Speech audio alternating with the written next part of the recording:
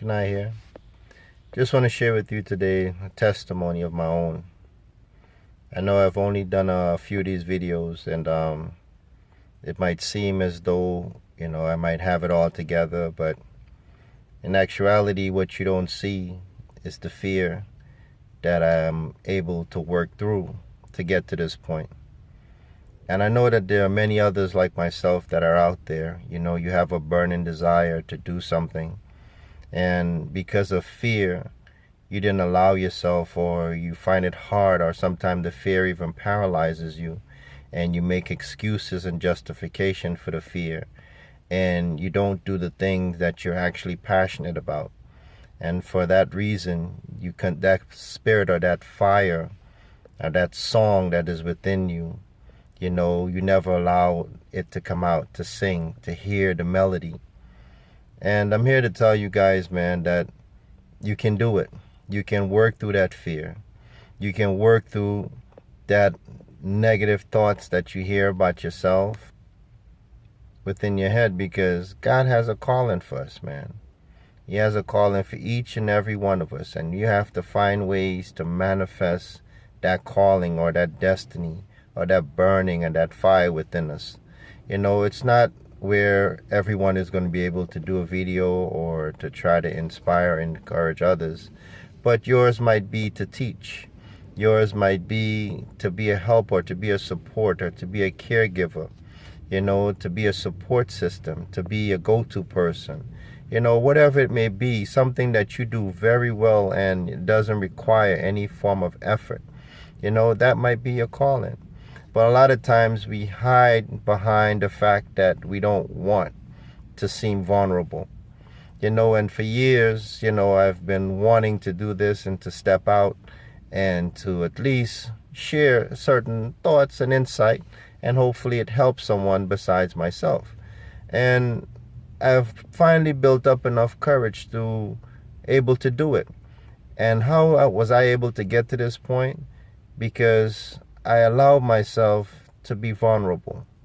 And being vulnerable, a lot of times people feel that that's a sign of weakness. But in actuality, it's totally to the contrary. It's a sign of strength. Like with Jesus Christ, he was very humble when he trod this earth. And he laid down his life. He had power and majesty that, he could have called down legions of angels from heaven to fight and to defend him and to save his life. But he chose to lay it down. And a lot of time people see being passive or being humble or not confrontational as a sign of weakness. But it actually takes a lot of inner strength, to be humble. And in order to be vulnerable, it requires that. And being vulnerable, it doesn't mean that you're weak. It doesn't mean that, you don't have what it takes, to be strong or have pride or dignity, but it shows that you're willing to step out on faith.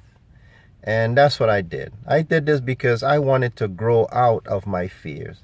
I wanted to stop living as a prisoner to my thoughts and the negativity that, run through your mind when, you're at that junction to where you can spread your wings and fly out of that nest.